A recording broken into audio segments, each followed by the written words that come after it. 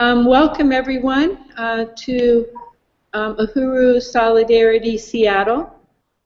We are a branch of the Uhuru Solidarity Movement, and we are doing our Day in Solidarity with African People event. So welcome. We are very pleased to have you here. The first thing we're going to do is I just want to go over a brief overview of what USM is. So bear with me while I get the next slide here. Okay, so we are going to introduce the principles of unity, talk about our work, a little bit about our history and our campaigns. We're an organization of white people. We work under the leadership of the African People's Socialist Party, which leads the overall Uhuru movement. And we organize in the white community to win people into solidarity with the struggle for African people for self-determination, economic development, social justice, and reparations. So why is USM necessary? Because there's two Americas, two realities. White people experience a completely different reality from the African or black community in this country. We have access to social wealth, opportunity, power, and immunity at the expense of the suffering and exploitation and the colonial oppression of African people, which has been extremely obvious in the media lately with African people being shot by police.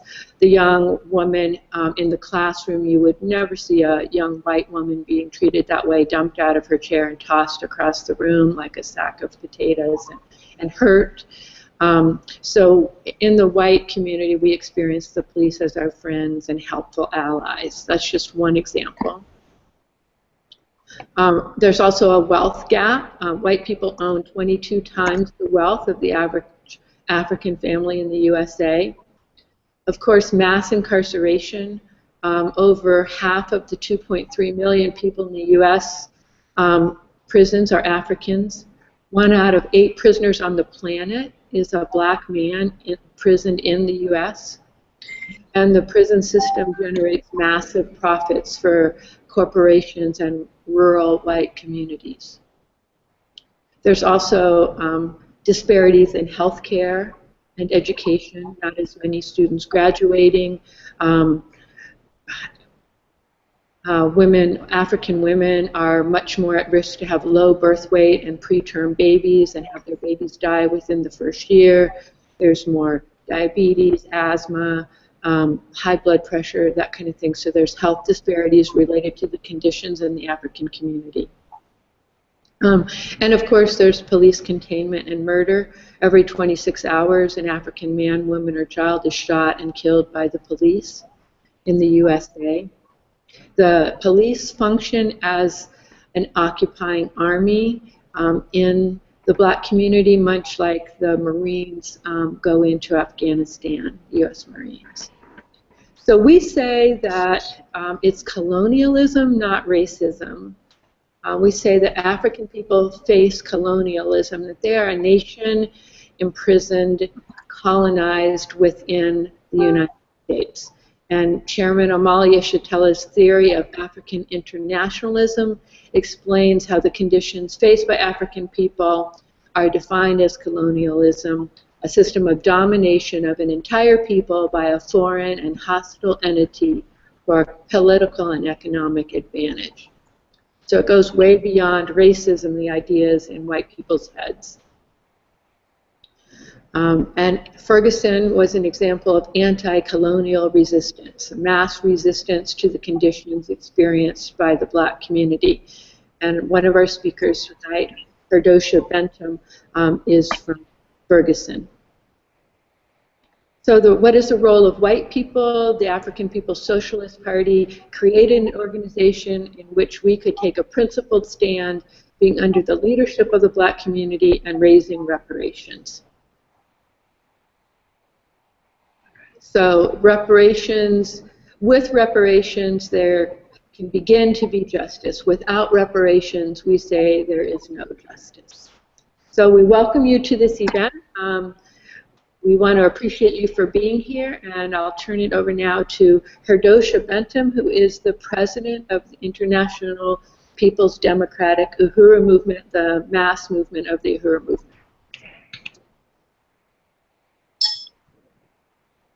Uhuru, my name is Herdosia Bentum, and I am from Ferguson.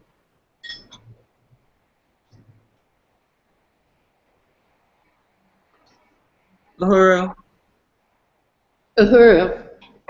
Okay, I'm just making sure that, okay, Uhuru. My name is Herdosia Bentum, and I'm here in Ferguson right now. And I just want to appreciate the opportunity to come and speak about African people and Ferguson and just Africa and being an African woman, to express my frustration and my anger towards a system that is very hostile to African people.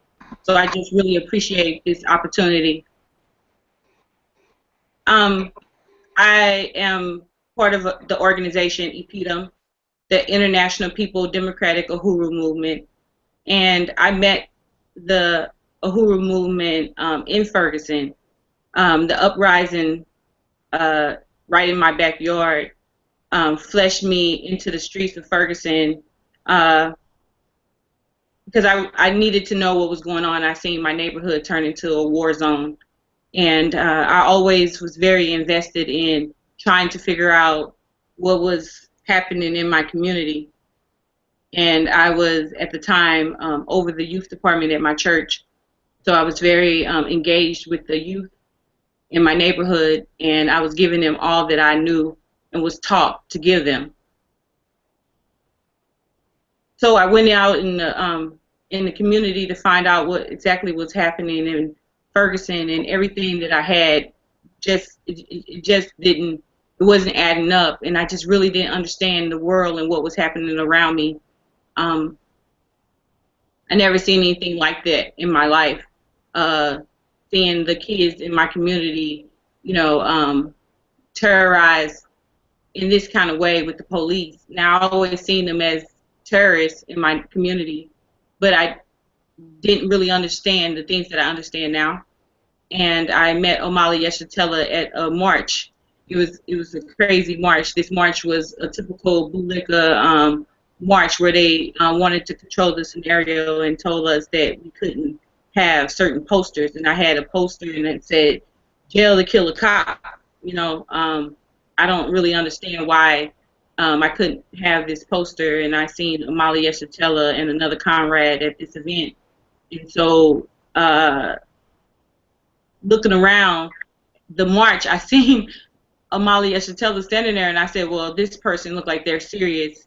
And being at earlier marches in Ferguson, the climax of the march can change tremendously. So, of course, you want to stand by somebody that look like they about their life. So I stood by Omali Yeshitela and heard him spill and talk about things that I never heard, drawed me to him, and I wanted to know more. So I went home and read The Burning Spear, found out more about the organization, and it really changed my life. And it's crazy for me to think that this is October, and this is 1 year of being in the organization, and now I have words to define what was happening in my community.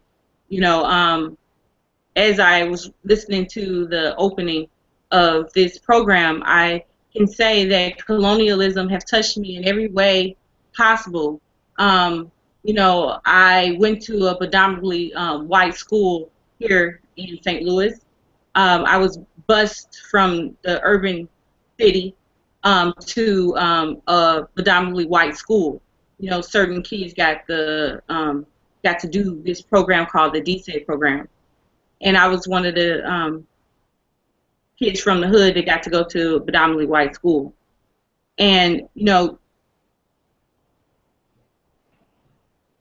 effects of going to this predominantly white school, learning very early the self-hate, but not really understanding that's exactly what I was doing. I was the exception to the rule always. You know, I was that one black girl that got accepted and can be on the cheerleading squad, the first black cheerleader on the cheerleading squad, and I knew exactly how to conduct myself.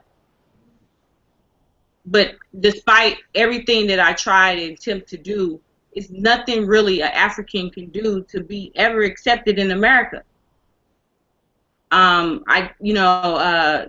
Growing up, as I said earlier, even though I didn't really understand, I felt like I had to give people Jesus because that's what, you know, they tell African people, that, you just have to just wish for a better world after we die, not to invest time into trying to fix this world, but to, wish for a different world or something. And Hi, come in. My name's Ann. This is Herdosia. Hold on one second. We just had somebody arrive. What's your name? Opara? Opara? Opara, yeah. Yeah, my name's Ann.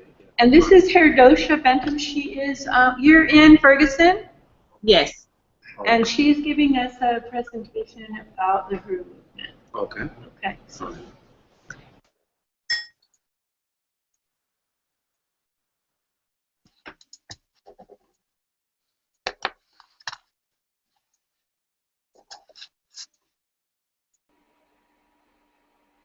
Continue, President Doja. Uhuru. So I was just saying that I appreciate the Uhuru movement for meeting me exactly at the door. Somebody that never had been taught that, that I had to fight back, that I had to accept exactly what was given to me.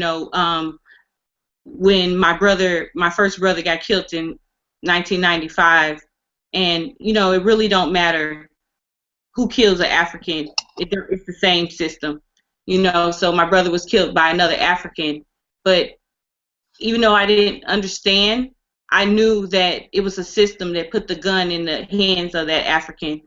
The whole thing was set up by the state.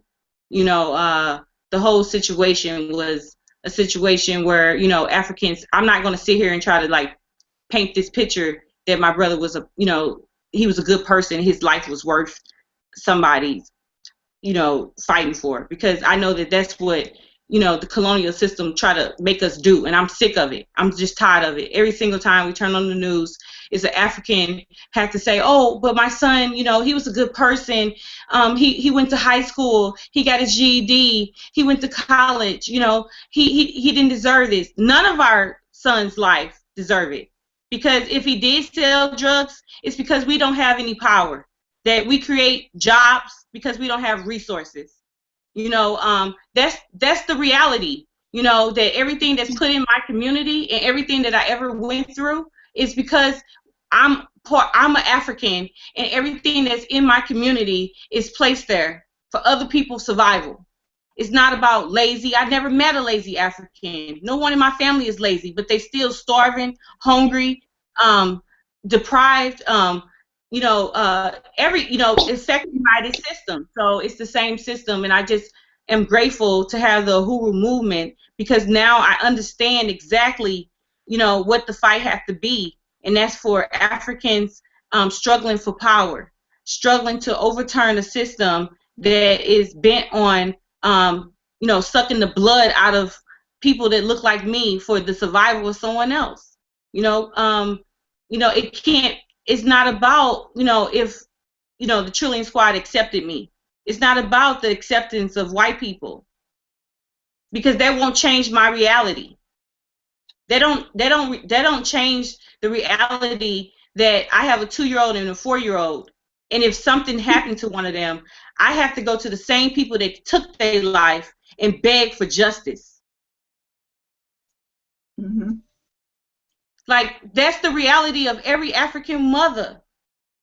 That when we look at our children, we know that we can send them to school, and no matter if I am famous, it don't matter if I'm rich, it don't matter who I am, it's nothing that I can do that can to get justice, because the system was never looked at me as human. And no matter if we have black police officers or purple police officers, Long as we have this system, we're going to get the same results. It's no way that this system can ever provide justice for African people. Uhuru. And I'm sorry if I'm rallying right now, but I'm very frustrated. I'm very angry because the reality is they are continually killing us. Uhuru. The struggle for African people. Not only they killing us, but the everyday life of an African person that white people would never understand. Never understand. To even participate in the struggle to fight against colonialism is a struggle in itself. Uhuru.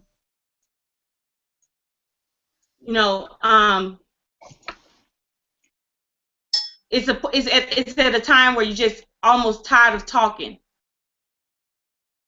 I think that the world and African people and people that really support African people, because you can't say that you support African people and don't understand reparations or understand Africans towards genocide. Like, how can you say that you concerned about an African person or you concerned about the world and don't understand that reparations is like stolen labor? Like, if you want to solve any of the problems that I'm facing, I guarantee you it's because I do not have the proper resources to live. And that's what most Africans are faced. So yes, in our community, you see horizontal violence. Yes, in our community, women who have breast cancer die quicker than a white woman. Yes, we have high blood pressure, mental illness. Yes, and that's all situations from a colonial system. So I don't have to go too far and talk about the hangings, because I see it currently happening right now, today, every day. And I'm a revolutionary. I fight for African people in Africa, hands off Africa, the liberation of African people. And I have a 2-year-old and a 4-year-old. And colonialism come in my house and teach my kids to hate themselves. No matter, that's what I live in right now. And that's what I want to overturn. That my 2-year-old and 4-year-old would know that they are African people and they have power and they are beautiful.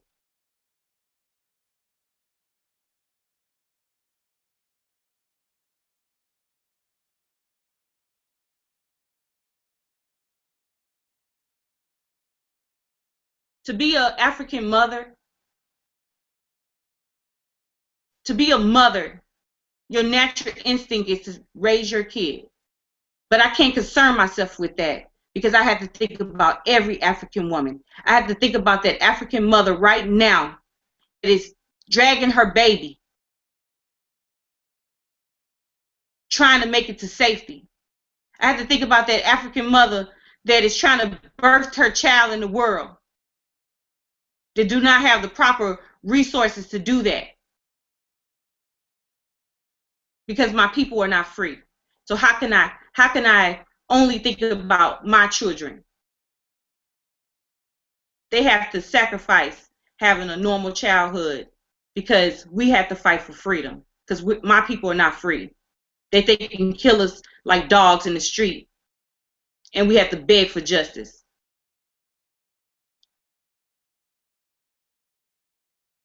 That's horrible that we have to hashtag Black Lives Matter to plead with somebody else and say, my life matter. No, the struggle had to be that Black power matters.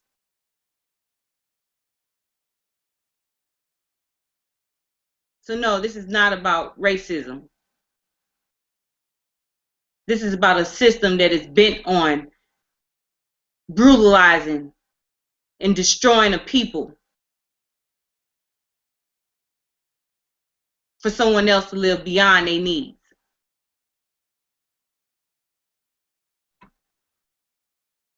Uhuru.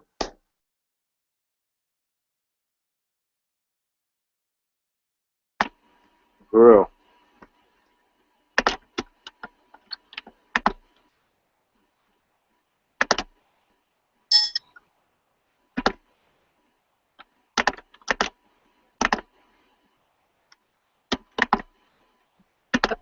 Uhuru, Herdosia, thank you for that presentation. You know, I want to say it was powerful, but I know how much it costs you to have to keep saying that.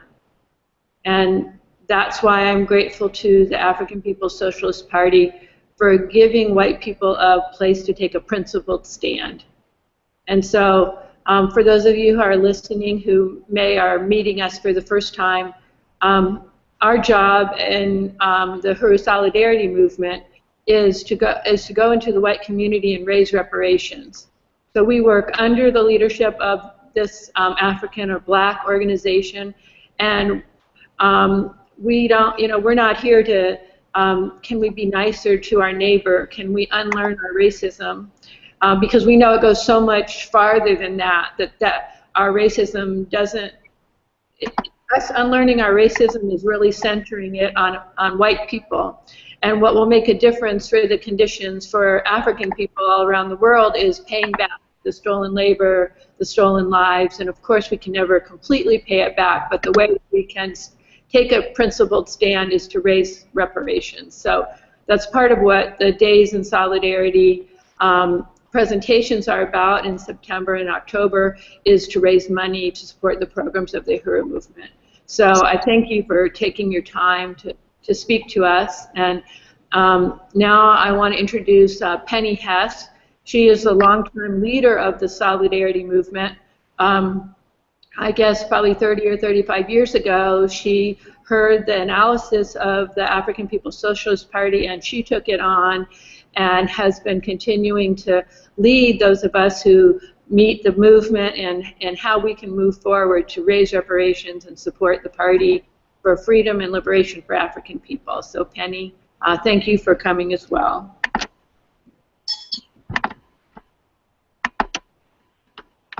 For holding this day in solidarity with African people. And I really want to salute President of Bentum, Herdosia Bentum, for that powerful and really passionate and moving presentation, really bringing the reality of colonialism inside this country to us. And I want to say that it's an honor to participate as a member of the African People's Solidarity Committee under the leadership of the African People's Socialist Party.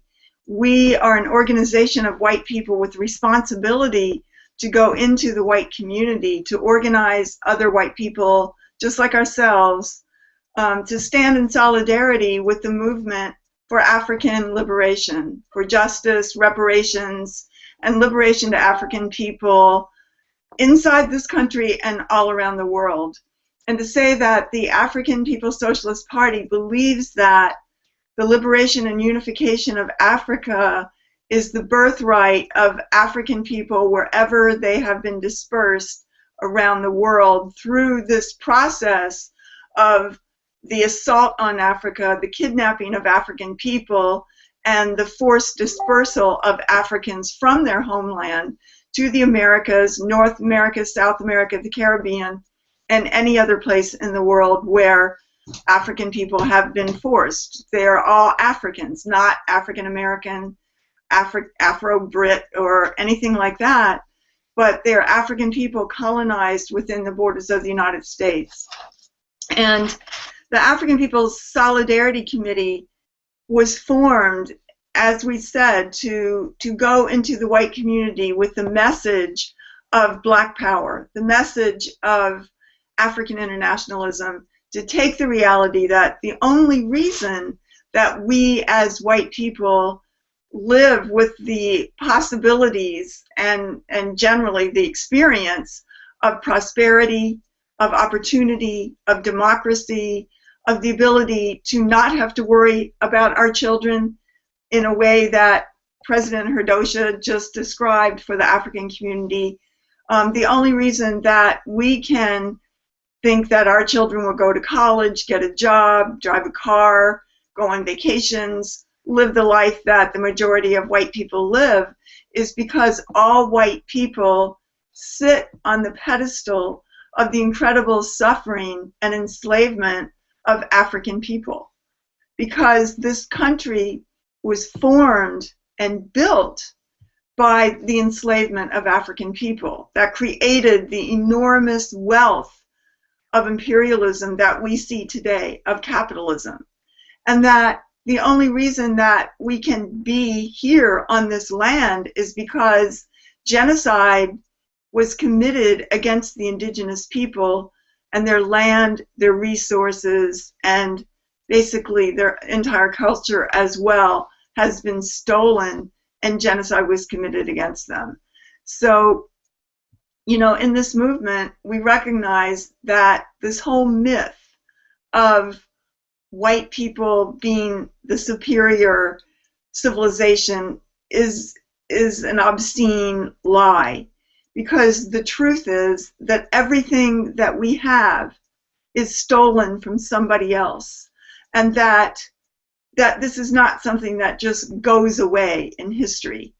That all of this is there, still boiling under the surface and rising up in the contradictions that we see inside this country and around the world. Because almost every single day we see a new video of the murder of an African, or, you know, some different way. We saw Freddie Gray killed inside of the police van, the way they murder Africans by slamming and coming to a stop and breaking the necks of Africans. That happens in Baltimore, that happens in Chicago very famously. You know, it happens all over the country. Or we saw Sandra Bland hanged inside the jail. We saw Trayvon Martin going to buy some candy and a soda at the corner market, you know, is dead, murdered by a white nationalist. Just every single day is a new situation, is a new example, another Oscar Grant, another Sean Bell, another African murdered. And just in the last couple of days, we've seen this hideous video of a young teenage African girl in high school who it was her chair, her desk was thrown over with her in it, and she was thrown across the room by a huge white cop in the schools, you know, just like a rag doll. And he expects that there would be no consequence for such an action.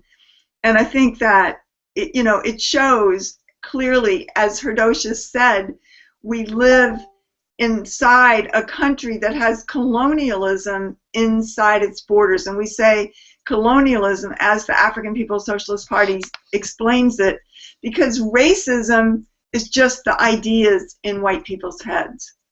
Racism is an idea. Racism is the ideas that are the underpinnings of a system built on slavery and genocide. And if we, as white people, just think that all we have to do is say, well, can't we all get along now? Let me just take a weekend workshop to unlearn my racism, and I pay $600 for that, or whatever it costs.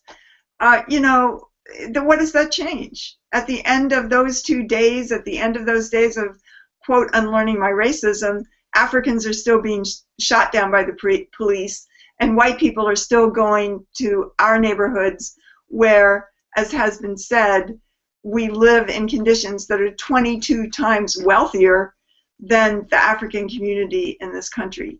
That we live in a situation where we say, well, we are not the slave master, but the reality is that we live in a country in which we have social wealth, opportunity, and democracy based on the fact that slavery, the enslavement of African people, existed, and that the wealth created by enslaved Africans comes down, compounded generation after generation into our own lives today, giving us what we have.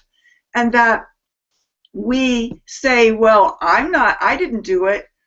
But the fact is that we are the children of the slave master, and we meet the children of the enslaved. And we have a responsibility to take on that legacy, to tell the truth about it, and to recognize that we owe reparations to African people.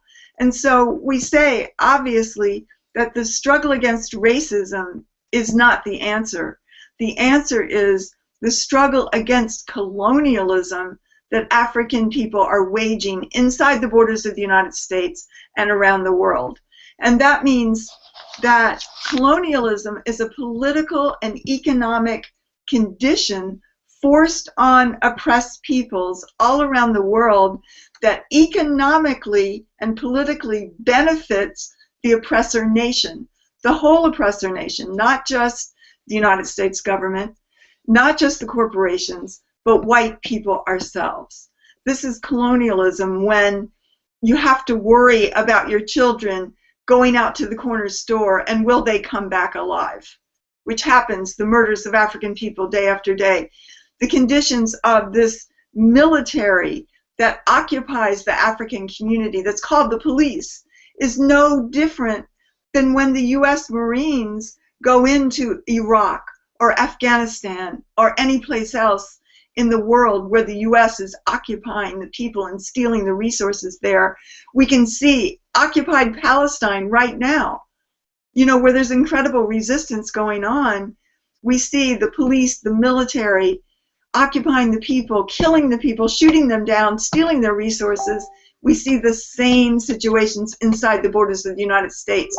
But for us in the white community, it's so easy to walk past that reality to whatever it is that we might be protesting that the US is doing any place around the world.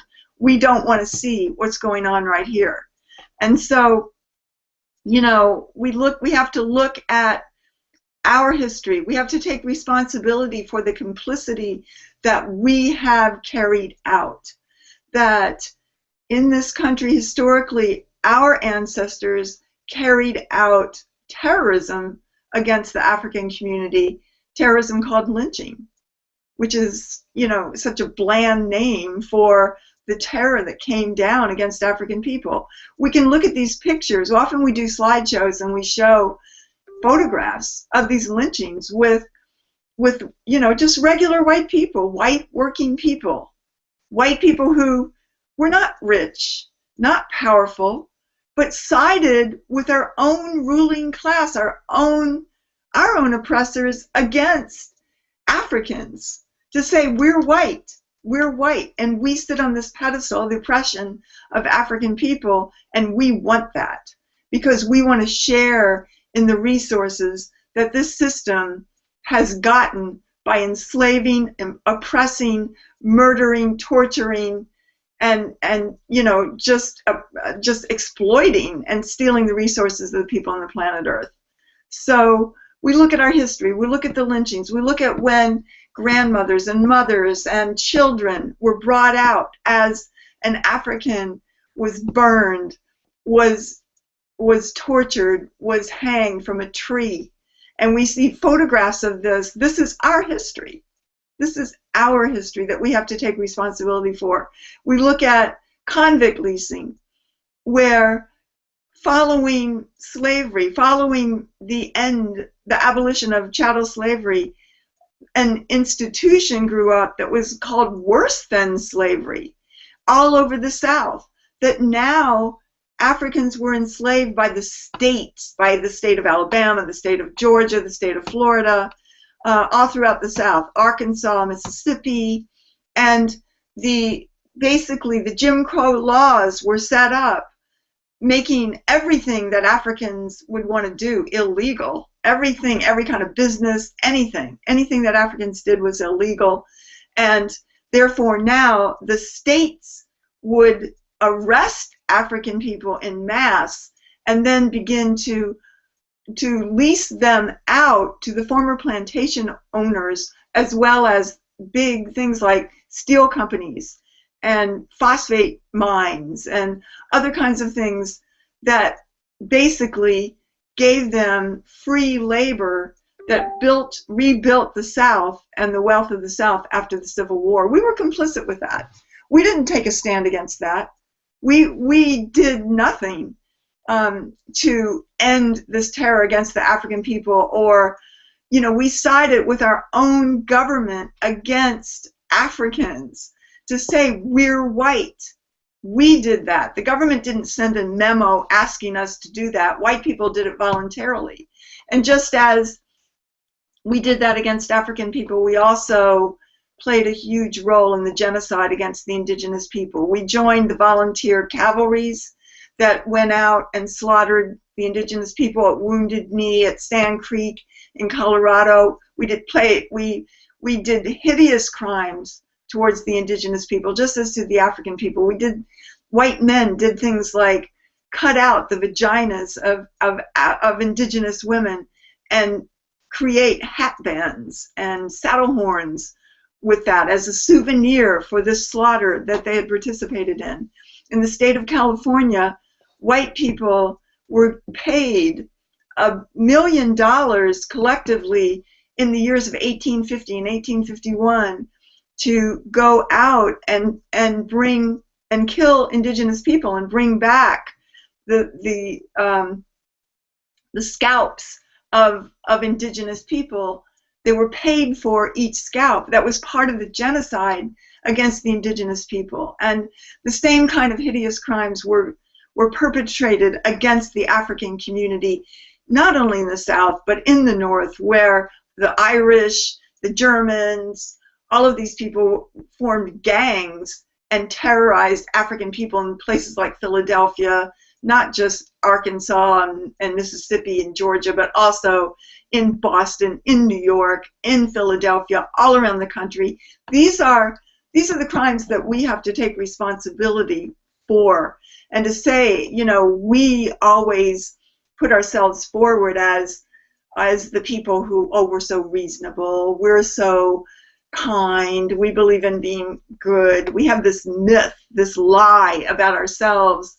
So if this is true, if we're such good people, if we belong to this great high civilization, why is it that the white population of the United States and Europe has the highest level of addiction to drugs and, you know, all kinds of drugs, as well as prescription drugs, than any other place, you know, in the world? Why do we have to self-medicate to completely deaden our brains to what this government is doing in our name to African people and to oppressed and colonized peoples around the world? You know, and this is the reality that we have to look at, that most of us don't want to look at. But under the leadership of the African People's Socialist Party and the Uhuru movement, we are given the ability to begin to embrace the worldview of the African working class as our own. And that is an incredible honor and an incredible release of, you know, this idea of ourselves. And it enables us to join humanity and take a principled stand to create a kind of relationship with African and oppressed peoples that is an honest one, because it says that we owe reparations, that we can't sit here and say that we support the struggle of African people and resistance, as we saw the historic and heroic resistance that went on after the police murder of Mike Brown a year or so ago in Ferguson. We saw this incredible uprising of young Africans that sparked African resistance, not only all over the United States, but even in South Africa today, where the young people are up in arms and fighting for their liberation. You know, we can see that this has, you know, this is really, really powerful, and that we have a relationship to this, because our job is to go into the white community to tell this truth, that there is nothing that we have. There is no aspiration, there is no invention, there is no idea that we think that we have in all our, quote, creativity that was not stolen from African people, that does not rest on the backs of the suffering of African people historically and today. And that, you know, if we want to be part of the future, if we want an end to all oppression, if we want to see a world without the oppressors and the oppressed, if we want to see the ability of all women to be free, to have our rights, if we want to see an end to the oppression of LGBT, of all sectors, of any people anywhere that experience oppression, the answer to that is to end white power.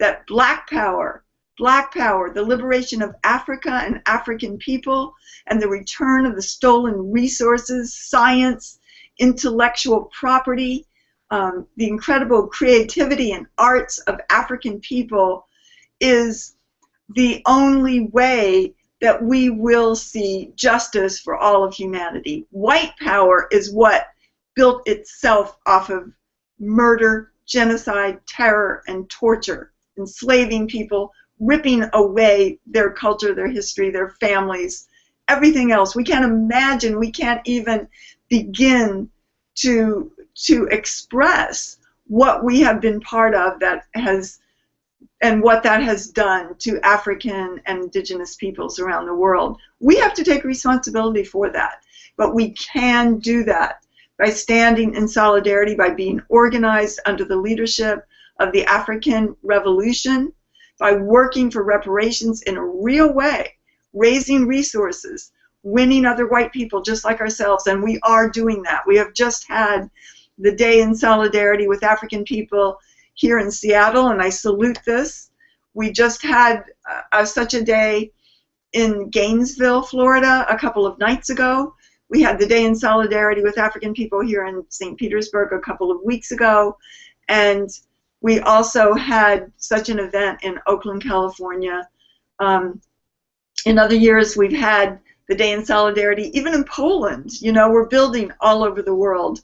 We consider this our liberation as well, because life at the expense of the entire world, having to live in security bars, having to live in anxiety that all the stolen loot that we have amassed, you know, that people are coming to take back what is rightfully theirs.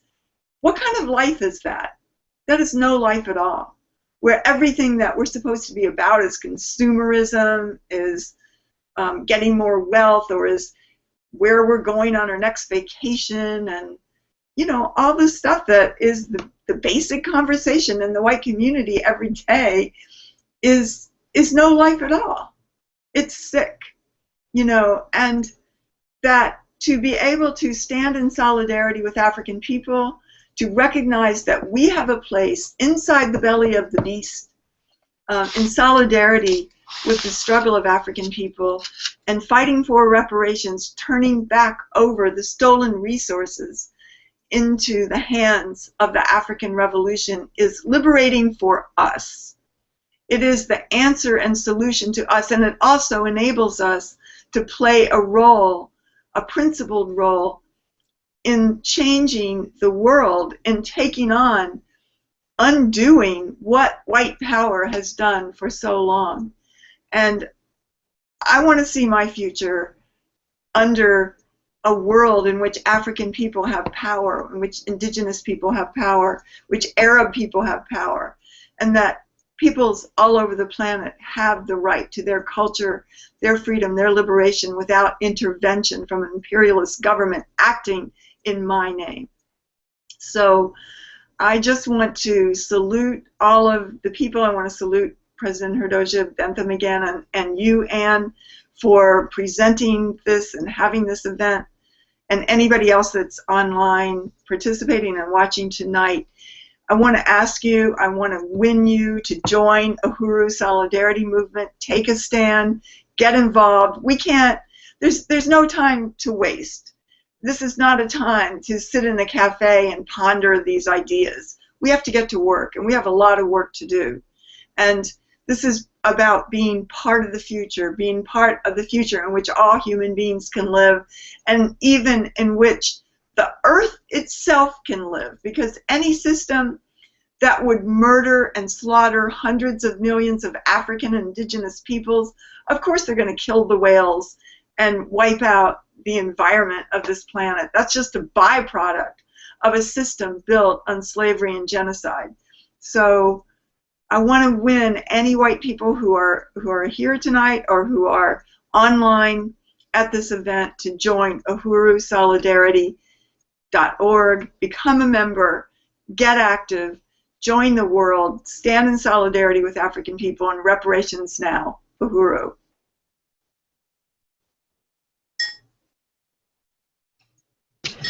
Uhuru, Chairwoman Penny, thank you for that presentation. So we just have one person here, Opada. So you know, we understand that in Seattle we're doing our best to build a branch, and I'm out working every week, raising reparations and standing on the street corner at the farmers markets and getting the word out to people. At most events, we've had at least one person. We've had more at some of the events. So we don't have Omar is here, but we don't have any white people here tonight. So I'm disappointed about that. But I know that I just have to continue to struggle in the white community. Jesse, is there anybody online right now?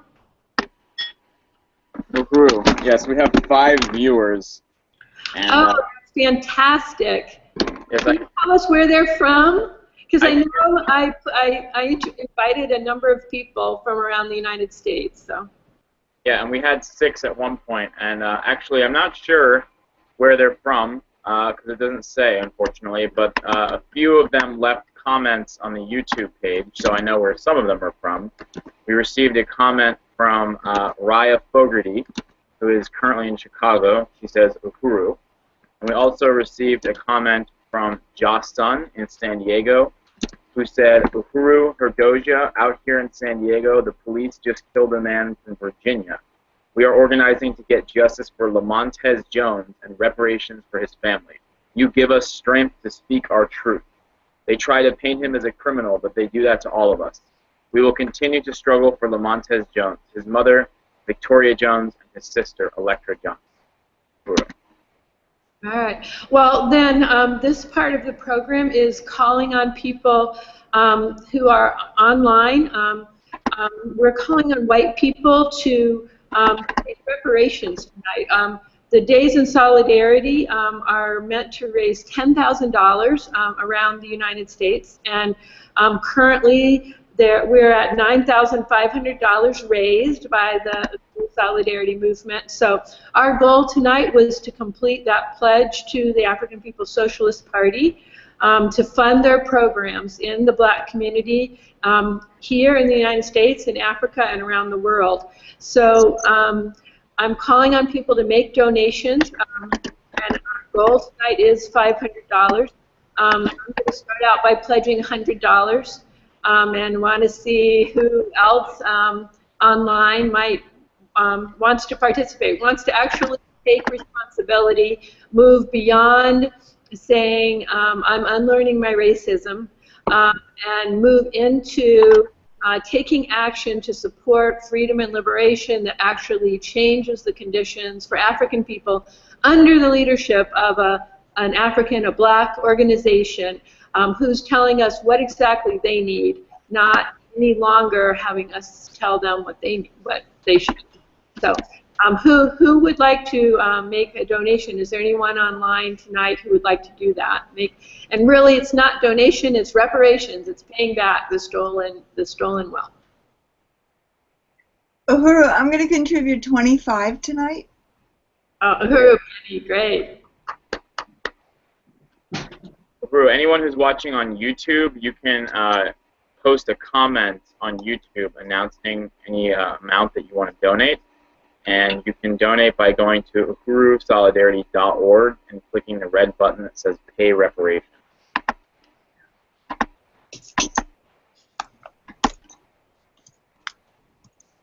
So, do we have any reparations coming through online? I really want to challenge people tonight to take a stand, to step. I was just reading this document that the Uhuru movement is taking a petition to the United Nations to charge the United States with with committing genocide against African people. And there's a list of 6 things that entail genocide. So sometimes when I'm out in the street corner talking to people, they say, well, genocide means when you kill everybody. But it doesn't mean only that. So I want to read those quickly and see, maybe this is part of motivating you to realize that part of what the UN says is not only the crime of genocide is punishable by the peoples of the world, but complicity with genocide. And as white people, if we're not fighting against this, then we're for it. If we're just closing our eyes to it, we're benefiting from it, and so we're for it. And so we are actually committing a crime against humanity by being complicit with genocide. So here are some of the things that mean genocide, UN Charter. So of course, killing members of the group. So our police have been, but are currently, it's very visible, killing African people. And if we don't take a stand against that, we're complicit. Just like the people in Germany who didn't take a stand against the Nazis. We are complicit. Causing serious bodily harm or mental harm to members of a group. So you could see the harm that was done to the young black student. Not only physical harm, but definitely emotional harm. And the emotional harm that's been inflicted on people, on African people, that no one in that classroom felt safe to stand up, right? They knew that they would get the same treatment. So if we aren't emailing that police station, if we're not signing petitions, if we're not participating in getting that guy not only fired, but prosecuted, then we are complicit. Deliberately inflicting on a group conditions of life calculated to bring about its physical destruction in whole or in part. So we have a long history of that, but we also have mass incarceration, subpar schools in poor communities, in black communities. Again, if we aren't fighting against this, we're complicit with it. Imposing measures to intend to prevent births within the group. So, the incarceration of African men, part of that is to break down the family structure in the African community.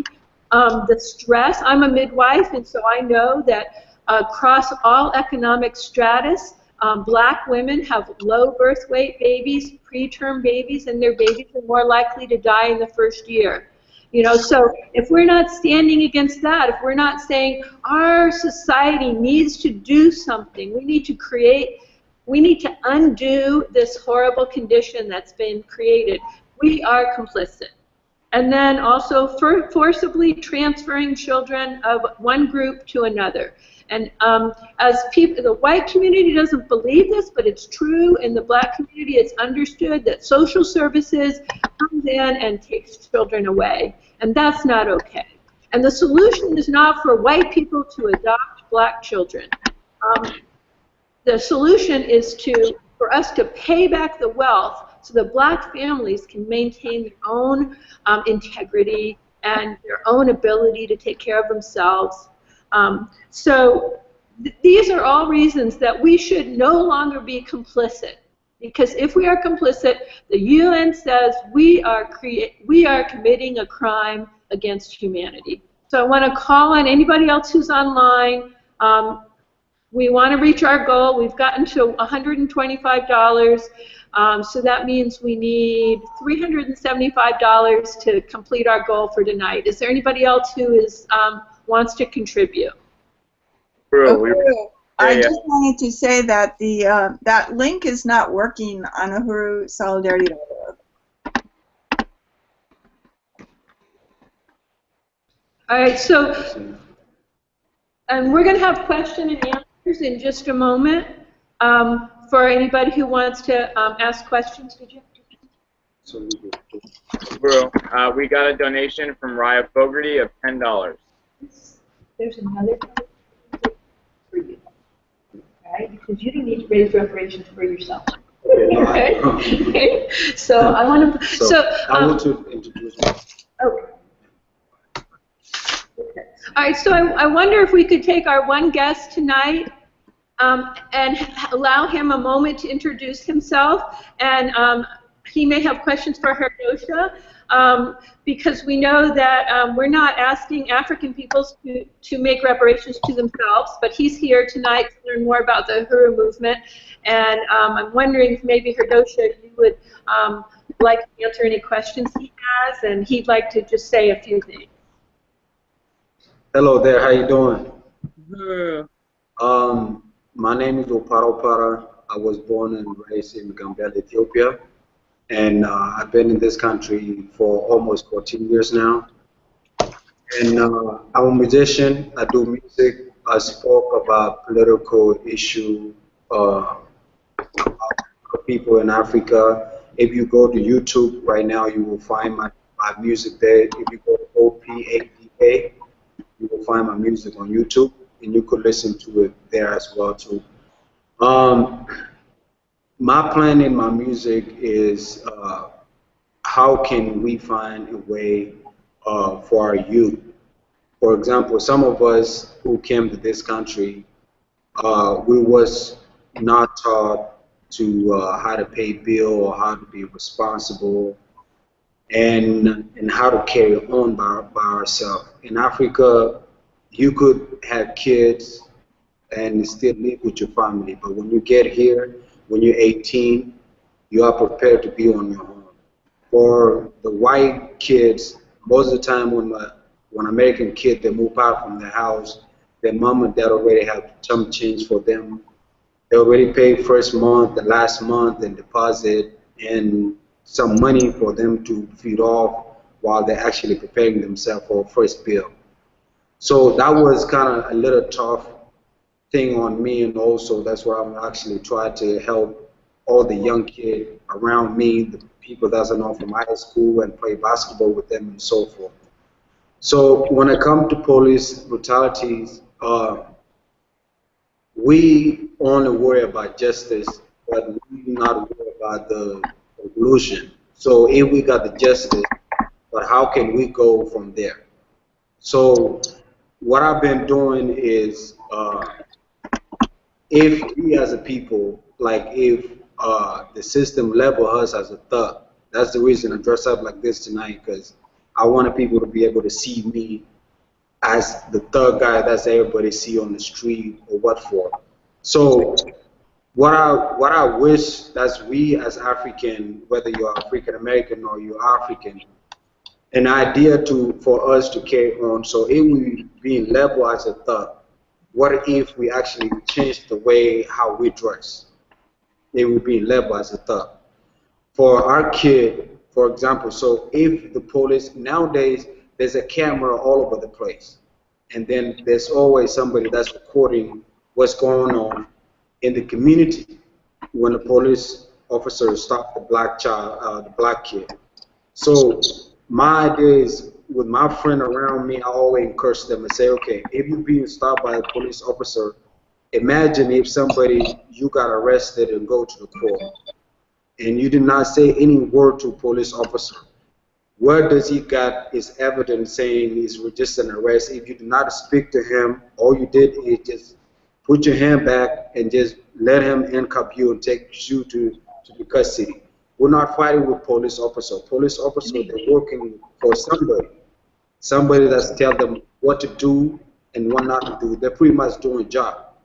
So the only people that's we actually fighting with is the system. It's not the people. It's not the police officer. It's the system. So is the system going to be level us as a thug, and we have attitude with monkeys? How about we change the way we communicate with police officers? So that is my kind of my way of communicating to all of these young kids. To not run from police officer. Your mistake. We're all human beings. We make mistakes, right or wrong. But your right and your wrong is if you have to stand in front of the judge, that's is when you have to present yourself. Say, okay, that's video, the camera. It show I did not talk to the police officer.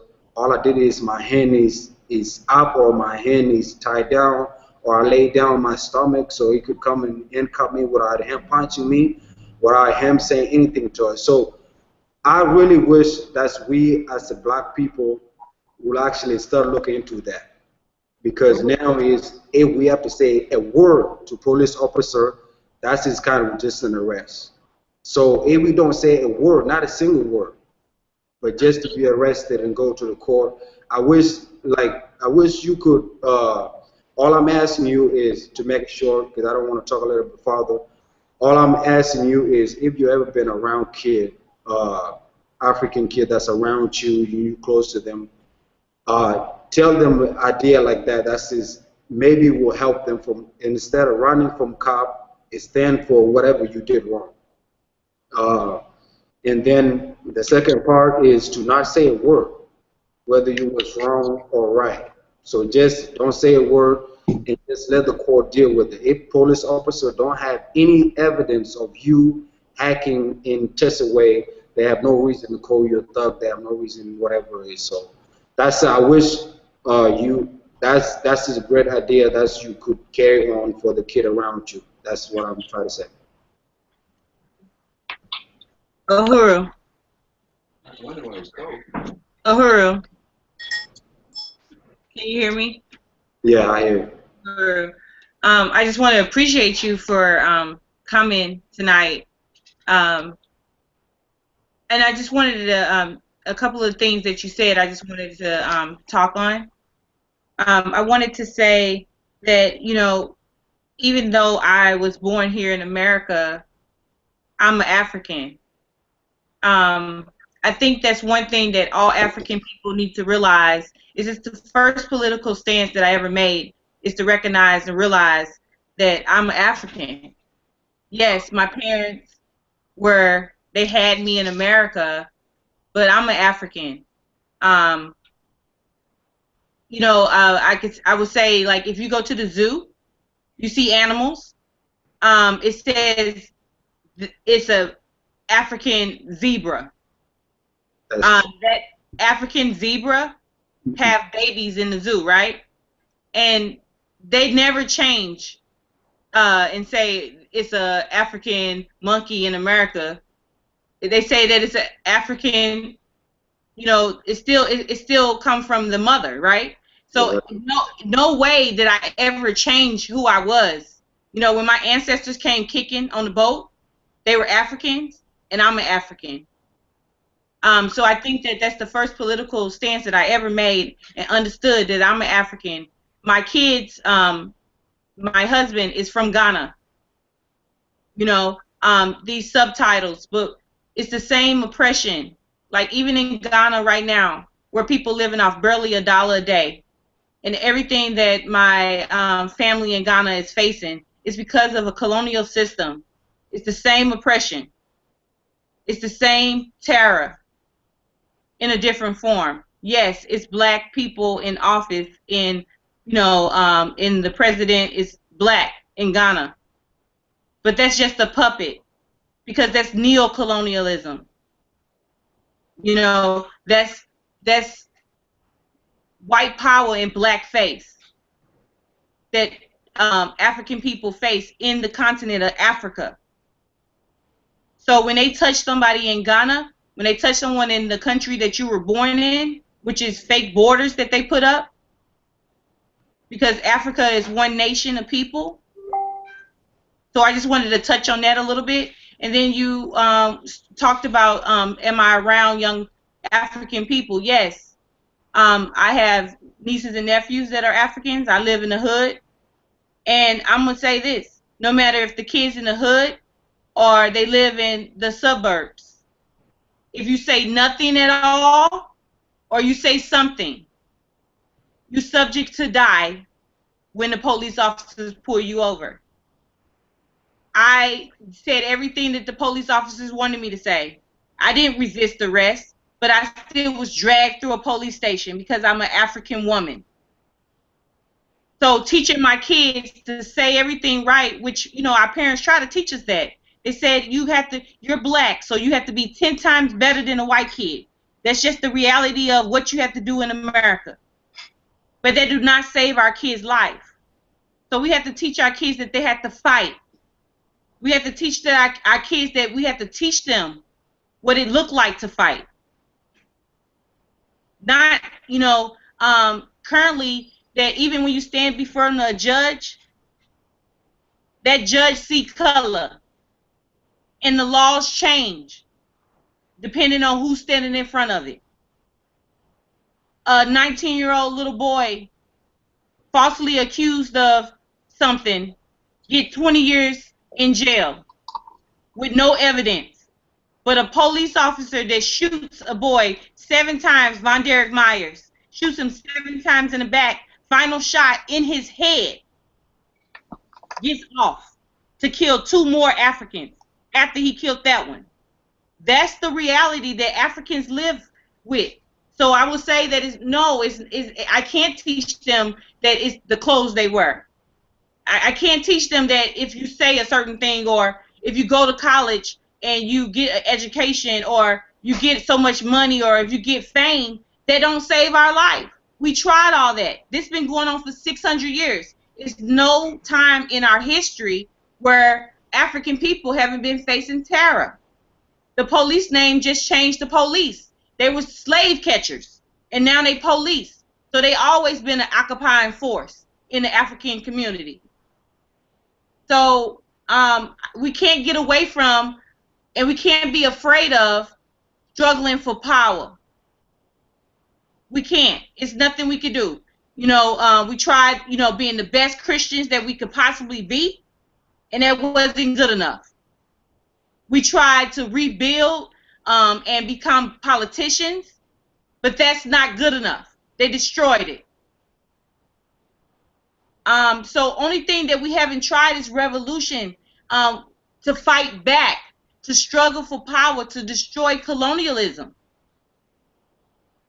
So it can't be anything other than struggling for power.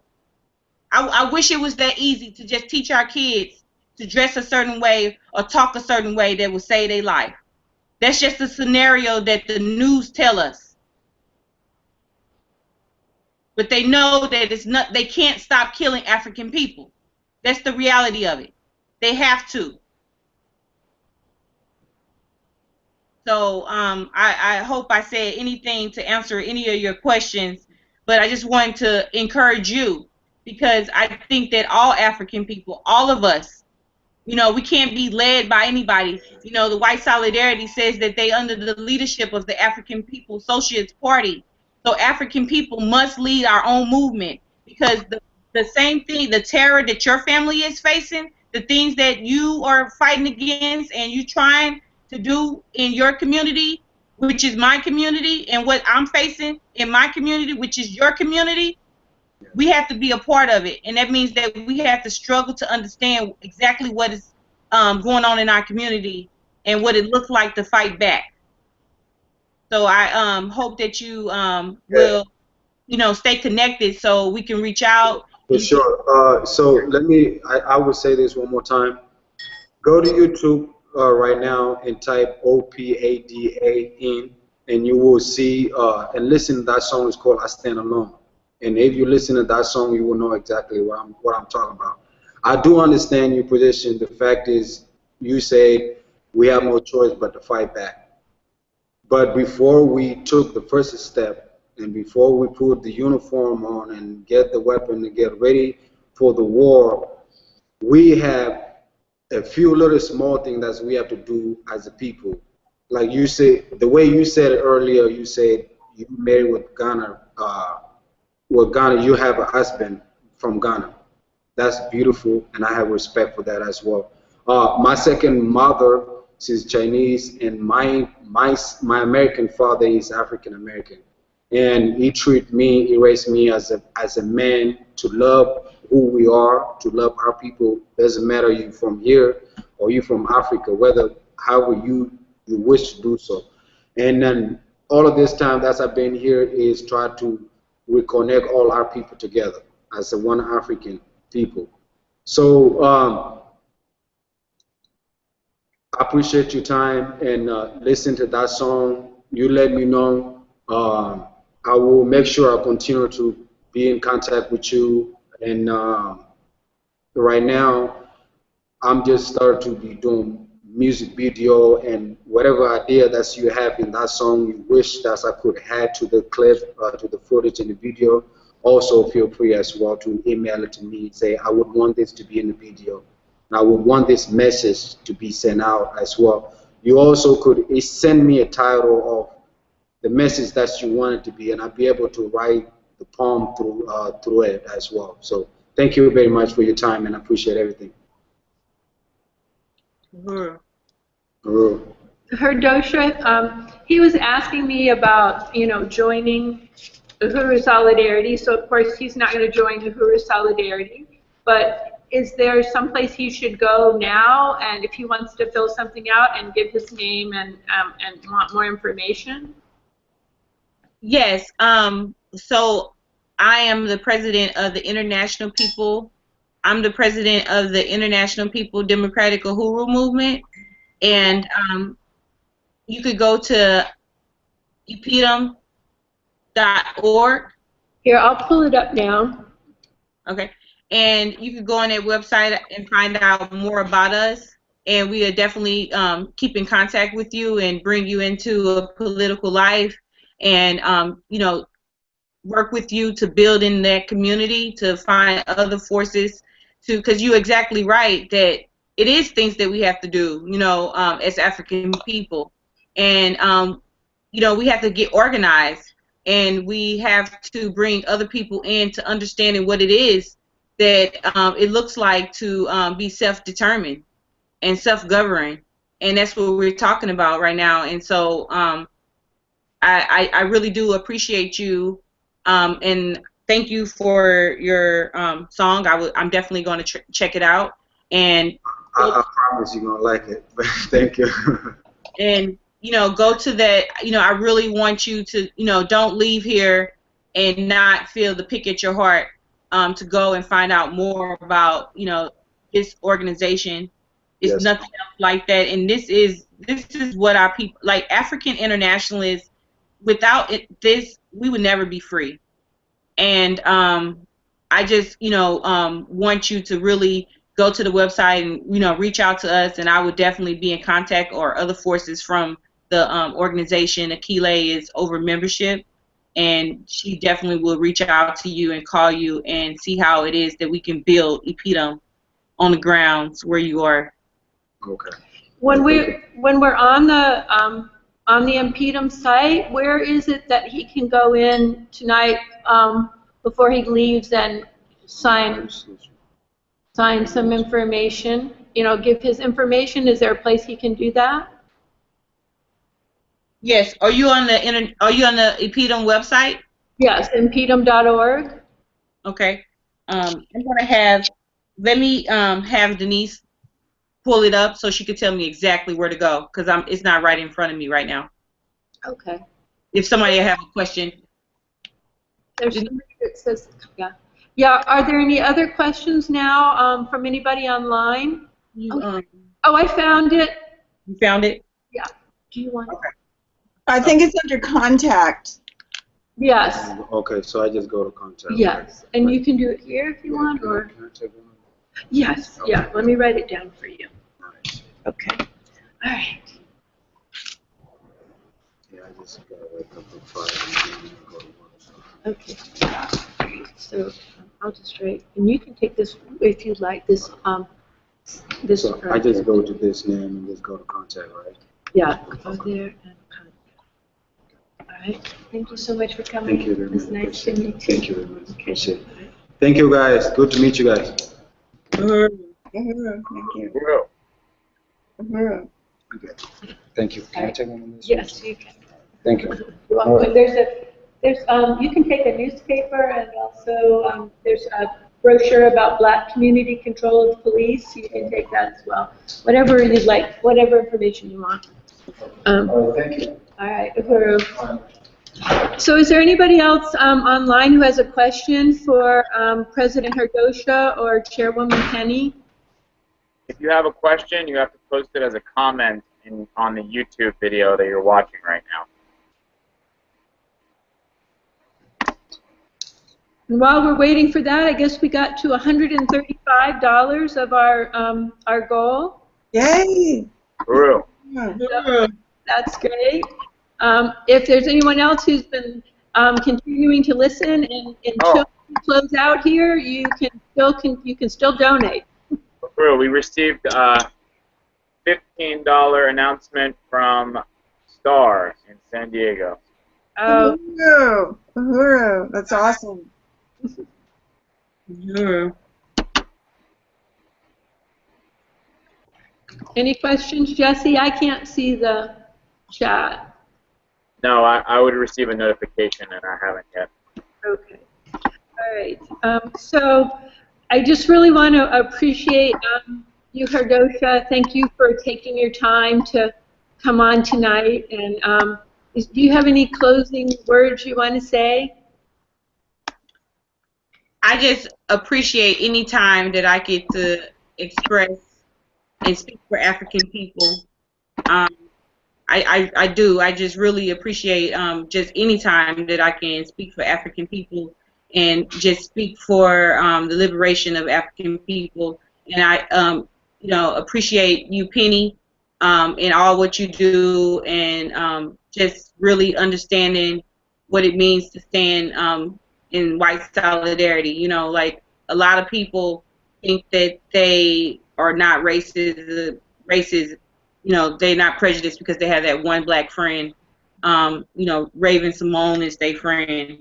But I can say that, you my comrade, and it means much more to me that you get it, that you understand, and it's you going to other white people and telling them how they can be on the right side of the question, and I just really appreciate that, and I appreciate Jesse and everybody that participated in putting this together. And I just want to say Uhuru. Uhuru. Uhuru. Penny, did you have any closing remarks? Uhuru. Well, I just want to say that it's an honor to be a member of the African People's Solidarity Committee under the leadership of the incredible African People's Socialist Party. And I just was really moved, as always, by the presentation by President Herdosia, and it was so powerful and moving. And I'm really inspired by the dynamic leadership that she is providing to Bentum, and just all the powerful people, the young people who are gathered around to really take this on and move it forward. This is the future.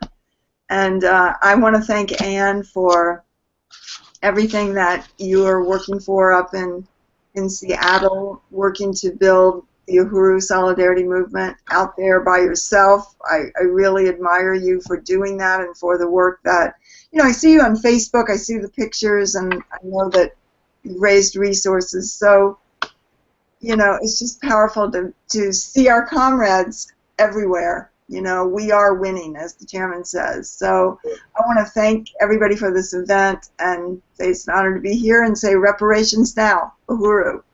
Uhuru. Uhuru. And I would also like to appreciate both Penny, you, and Herdosia. Thank you so much. I know as a white person, and I moved out here. I had been involved in the Uhuru movement, and I moved out here to Seattle, and then a year ago, Ferguson and all the things that started becoming so visible.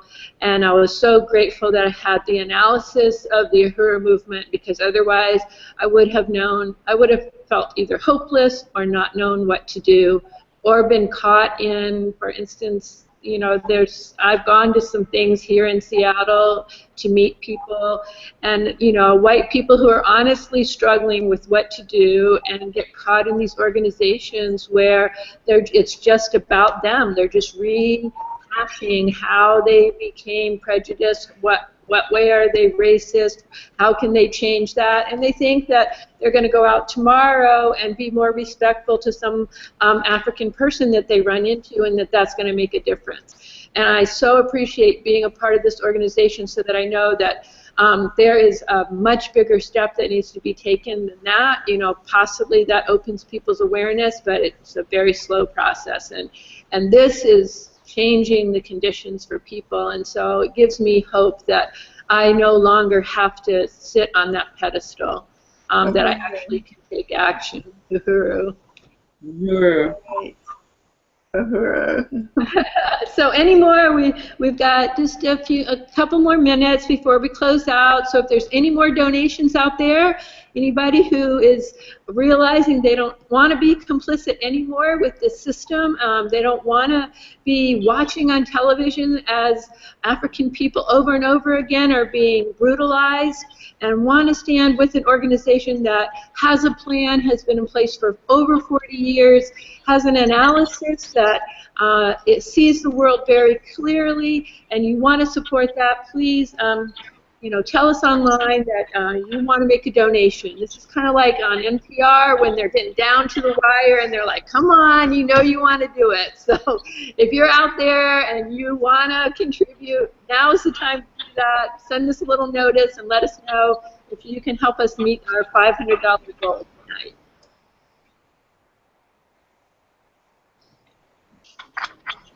All right, so, Uhuru. All right, Jesse, anything else that we need to do, or we just want to say we're complete for tonight?